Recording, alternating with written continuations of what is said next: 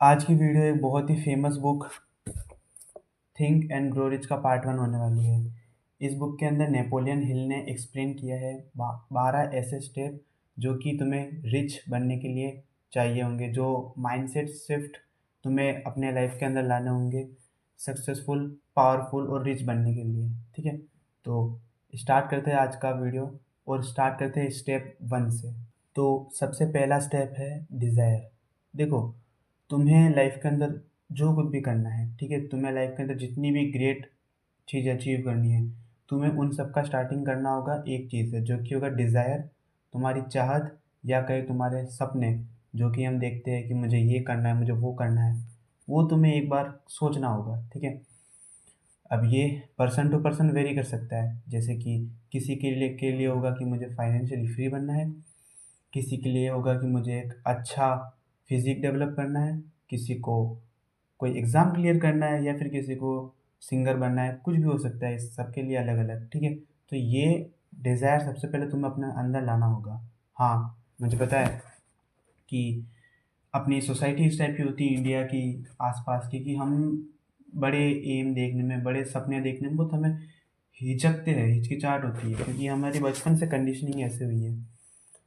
हमें टीचर्स बार बार बोलते रहते हैं कि नंबर कम आए तो कुछ कर नहीं पाएगा, हमें पेरेंट्स निकम्मा समझते हैं, तो हमें थोड़ा अपने आप पे कॉन्फिडेंट फील नहीं होता कि मैं क्या सोच के बड़े सपने देखूँ, मैं कर पाऊँगा या नहीं कर पाऊँगा। बट ट्रस्ट मी, स्टार्ट तुम्हें यहीं से करना होगा, और तुम्हें अपने डिज़ायर, अपनी एम को बहुत ज़्यादा बड़ा सोचना होगा। ठीक है, मतलब बहुत कुछ मैं जीवन में करूँ, वो जो शाहरुख खान वाला गाना है ना, चांद तारे तोड़ लाऊं, उस टाइप की तुमको थिंकिंग रखनी होगी अपने लाइफ के अंदर, ऐसा ऑथर बताते हैं। ठीक है, डिज़ायर बहुत बड़ा।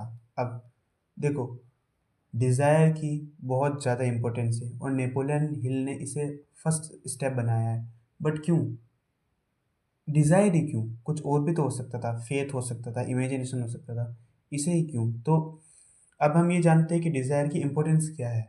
नेपोलियन हिल डिज़ायर को बताते हैं the starting point of all success, all achievement. देखो, जो तुम्हारा डिज़ायर है वही तुम्हारा पहला पुश, तुम्हारा पहला स्पार्कल, तुम्हारा पहला पॉइंट बनेगा जहाँ से तुम अपने सक्सेस के जर्नी को स्टार्ट करोगे। देखो, हमारा जो बॉडी है वो किस तरीके से काम करता है, जो वो एक न्यूटन का थर्ड लॉ ऑफ मोशन था ना, लॉ ऑफ इनर्शिया, जिसके अंदर कहा गया था कि एक बॉडी रेस्ट पर ही रहेगी जब तक उस पर कोई एक्सटर्नल फोर्स अप्लाई ना किया जाए, है ना। एक्सटर्नल फोर्स अप्लाई करने पर ही वो मोशन पे आएगी। तो हमारा माइंड भी, हमारा हम भी एक प्रकार के रेस्ट पे है, और पड़े हुए हैं, मतलब मस्त हो रहे हैं। तो जब तक हमारे पास कोई डिज़ायर नहीं होगा, जब कोई हमारी कोई वांट नहीं होगी कि ये चीज़ मुझे करनी है, मुझे चीज़ मुझे चाहिए, तब तक हम भी कभी एक्शन नहीं लेंगे। तो वो फोर्स, वो हमारा डिज़ायर है, जो कि हमारे इस इनर्शिया को तोड़ता है, inertia of laziness, inertia of procrastination. तो हमारा डिज़ायर ही उस चीज़ को तोड़ेगा। तो first of all, if you don't have any desire, तो तुम क्यों उठ के काम करोगे? अब ब्रेन को तो मज़ा आ रहा है सोने में, ठंड का मौसम, रज़ाई में आराम से, क्यों तुम उठ के काम करोगे? कभी नहीं करने वाले। क्यों तुम एक्स्ट्रा टाइम स्पेंड करोगे जिम के अंदर? क्यों तुम अपनी डाइट के ऊपर अच्छे से काम करोगे? नहीं करोगे। क्यों तुम एक्स्ट्रा ट्रेनिंग करोगे? कभी नहीं करोगे। क्यों तुम बुक रीड करोगे?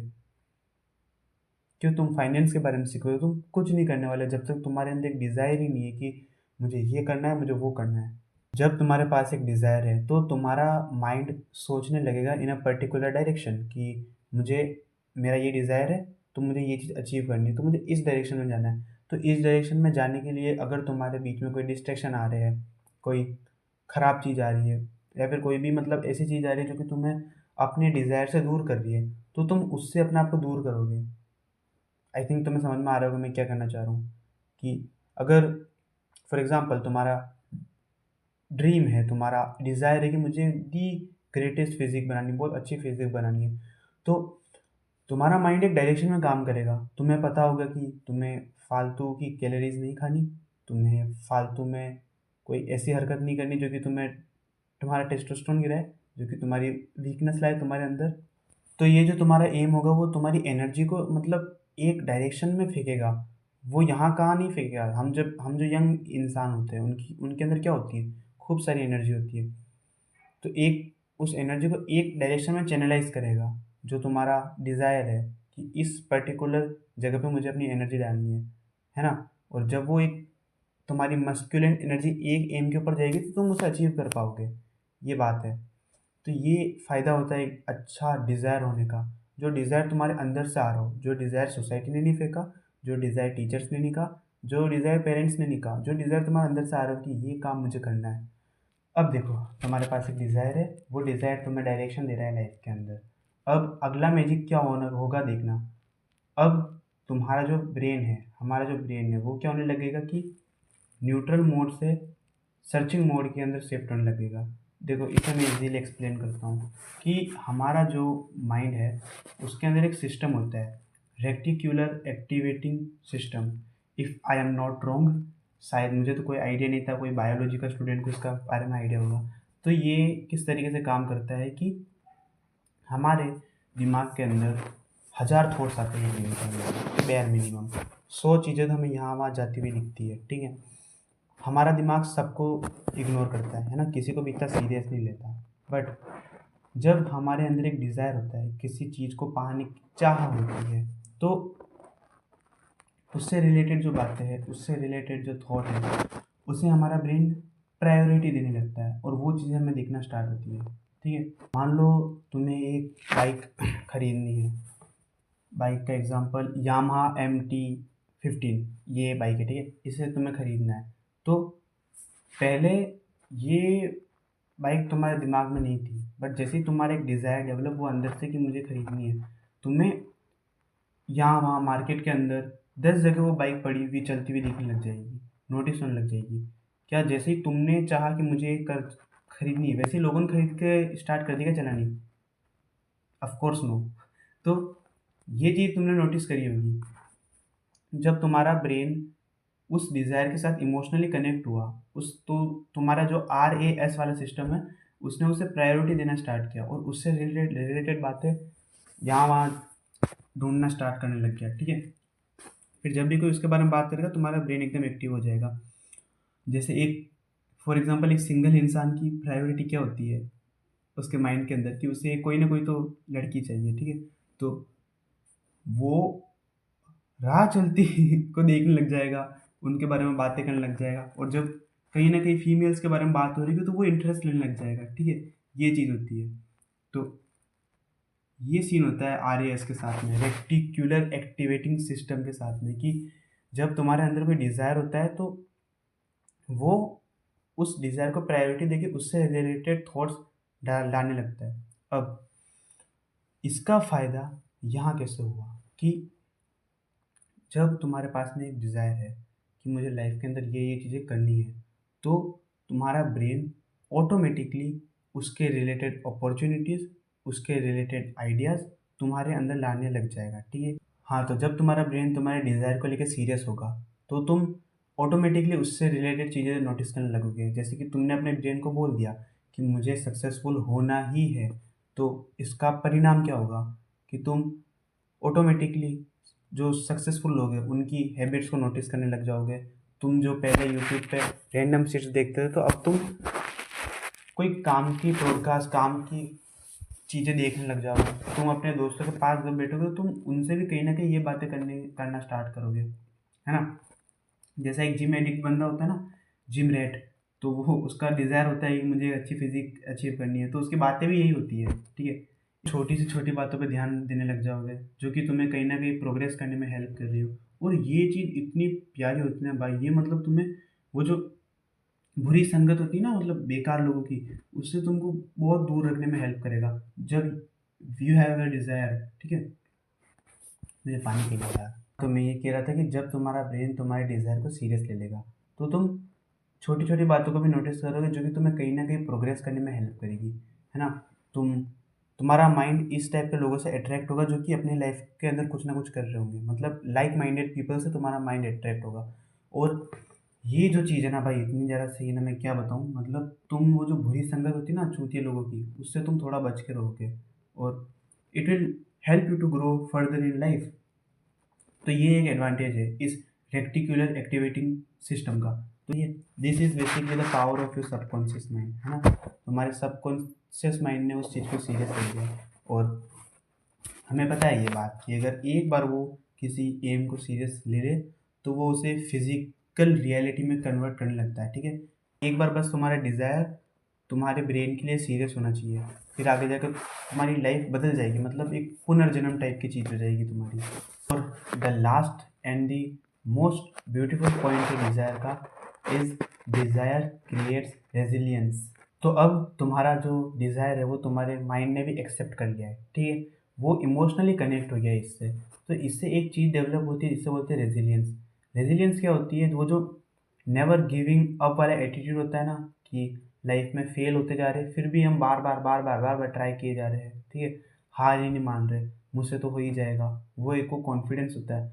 वो वाली चीज़ डेवलप होती है तुम्हारे डिज़ायर की वजह से, क्योंकि अब तुम्हारा माइंड कनेक्ट है उससे, ठीक है। सबकॉन्शियस माइंड उसे रियलिटी में लाना चाहता है, तो तुम बार बार गिव अप करके भी उठते हो। जैसा वो जो शोनन एनीमे होते हैं ना, जिसके अंदर मेन कैरेक्टर की पर्सनैलिटी किस टाइप की होती है, अगर तुमने नरूटो देखा हो तो तुम्हें पता होगा। वो बार बार बोलता रहता है मैं होकागे बनूंगा एक ना एक दिन, और वो कभी गिव अप नहीं करता, ठीक है।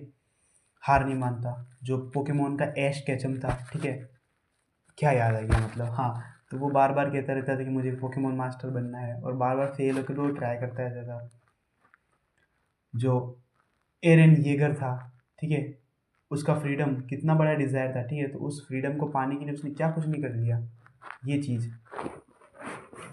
ये चीज़ होती है तुम्हारी लाइफ के अंदर रियल में, जब तुम्हारा डिज़ायर तुम्हारे एकदम अंदर तुम्हारे दिल के कोर कोर से आ रहा हो, तुम्हारी आत्मा चाहती है उस चीज़ को अचीव करना, तब ये चीज़ होती है तुम्हारे साथ में, ठीक है। कि तुम गिव अप करते ही नहीं हो, तुम हार मानते ही नहीं हो।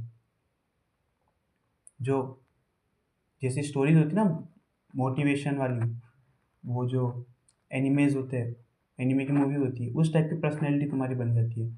You literally become the main character of this world, कि जिसके पास बार बार फेलियर आ रहे हैं, वो हार नहीं मान रहा, फिर एट लास्ट वो कुछ ना कुछ अचीव कर ही लेता है, उस टाइप का। और ये चीज़ तुम विल पावर से भी कर सकते हो, कि तुम्हारे अंदर विल पावर है, तुम बार बार ट्राई कर रहे हो, तुमसे नहीं हो रहा फिर भी ट्राई करो। पर डिज़ायर ना इस चीज़ को बहुत ईजी बना लेता है। तो अगर तुम कोई ऐसा काम कर रहे हो और तुम्हारा मन नहीं लग रहा उसके अंदर, ठीक है, जैसे तुम पढ़ाई कर रहे हो और पढ़ाई के अंदर मन नहीं लग रहा, ठीक है, 2-3 साल से घिसाई कर रहे हो, अलग अलग मेथड ट्राई कर लिए, अलग अलग साइंटिफिक मेथड ट्राई कर लिए, रूटीन ट्राई कर लिए, फिर भी नहीं लग रहा पढ़ाई के अंदर मन, तो ब्रो एक्सेप्ट कर लो भाई, तुम्हारा वो डिज़ायर अभी सीरियस लिया ही नहीं है माइंड ने। अगर लिया होता तो शायद इतनी प्रॉब्लम आ ही नहीं रही होती, ठीक है। जैसे मैं अपना पर्सनल एक्सपीरियंस बताता हूँ एक। मैं आई थिंक 2 या 3 साल से सीरियस था, a little bit serious about my physique, about my gym का प्रोसेस, ठीक है। तो लेकिन अब मुझे देख के लगता नहीं होगा कि मैं भी इतना ज़्यादा सीरियस हूँगा, बट मैं सीरियस था। पर लेकिन फिर भी वो सीरियसनेस कुछ काम नहीं है, क्यों? क्योंकि एक अच्छी फिजिक बनाना मेरा वो एक डिज़ायर नहीं था, ठीक है। हाँ, मैंने यहाँ वहाँ से सुना, सोसाइटी से सुना, थोड़ा बहुत मेरा मन भी हुआ, थोड़ा बहुत मुझे मज़ा भी आया, बट वही ना, कि मेरा अंदर से वो मन था ही नहीं, वो मेरी आत्मा कभी चाहती नहीं थी, इसीलिए मैं नहीं कर पाया। मैं 1-2 हफ्ते तक ट्रेनिंग कर लेता था अच्छे से, फिर मैं जोर आने लग जाता था। मैं 2-3 महीने जिम गया, फिर थोड़ी बहुत प्रॉब्लम आई और मैंने छोड़ दिया। पर अगर वो एम मेरा सीरियस होता, अगर मेरा डिज़ायर मेरा सीरियस होता, तो मुझे भी नहीं पता मैं किस टाइप का दिख रहा होता, पर वो कभी सीरियस था ही नहीं, ये बात है। तो देखो, इतने सारे फ़ायदे होते हैं केवल एक इतनी ईज़ी चीज़ के, डिज़ायर के। डिज़ायर तुम्हें पुश कर रहा है आगे बढ़ने के लिए लाइफ में, ठीक है, डेली, कि भाई तुम सोए हुए हो तो तुम्हारा दिमाग में थॉट आएगा, यार मैं सोया हुआ क्यों हूँ, मुझे तो काम करना है। तुम्हें कंफर्टेबल होने ही नहीं देगा, वो कंफर्ट जोन से बाहर खींच के लाएगा तुम्हारा डिज़ायर। तुम्हारा डिज़ायर तुम्हें डायरेक्शन देगा लाइफ के अंदर, जो कि कितनी ज़्यादा ज़रूरी है।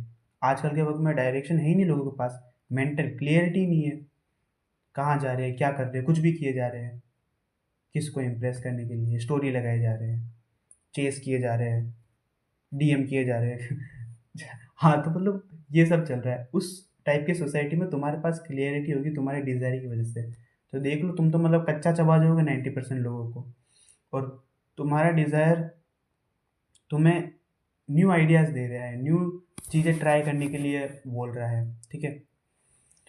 जब तुम्हें अमीर बनना होगा तो तुम्हें पता चलेगा तुम्हें बहुत सारी स्किल्स सीखनी पड़ेगी आज के मॉडर्न वर्ल्ड के हिसाब से। तो तुम्हारे न्यू आइडियाज़, तुम्हारे न्यू इनोवेशंस होंगे। तुम्हारा डिज़ायर तुम्हें ये बना रहा है, रेजिलियंस बना रहा है, नेवर गिविंग अप वाला एटीट्यूड दे रहा है। और क्या चाहिए खाली एक डिज़ायर से। इसलिए नेपोलियन हिल ने पहला स्टेप बताया है toward your success is desire. तो एज अ मैन एक बड़े एम के साथ में जियो, है ना, बहुत बहुत बड़ा एम, मतलब एक बहुत बड़ी चाहत कि मुझे ये चीज़ अचीव करनी है, मुझे वो चीज़ अचीव करनी है। मेटेरियलिस्टिक नहीं, हाँ, मेटेरियलिस्टिक मत बन जाना कि मुझे आईफोन खरीदना है फ्लेक्स करने के लिए, मुझे थार खरीदनी है फ्लेक्स करने के लिए। फिर तो तुम छपरी रहोगे, क्योंकि वो जो मेटेरियलिस्टिक एम है वो तुम्हारे दिल से नहीं आना, वो दिल से आना चाहिए वो एम। तो इस टाइप के बड़े सपने देखो अपनी लाइफ के अंदर और अचीव करो। भले ही हमें नहीं सिखाया जाता सोसाइटी के अंदर, हमें नहीं कहा जाता अपने मम्मी पापा के द्वारा, हमें तो बस वो सेफ सेफ खेलने वाले ही सिखाया जाता है। ये एग्ज़ाम की तैयारी करो, इस एग्ज़ाम से ये होगा, इतने नंबर तो ये कर लेगा। पर फिर भी बड़े सपने देखो, ठीक है। जो भी इस वीडियो को देख रहा है, you are born to achieve big things and you will definitely do it, ठीक है। Keep moving forward and keep learning new things like this.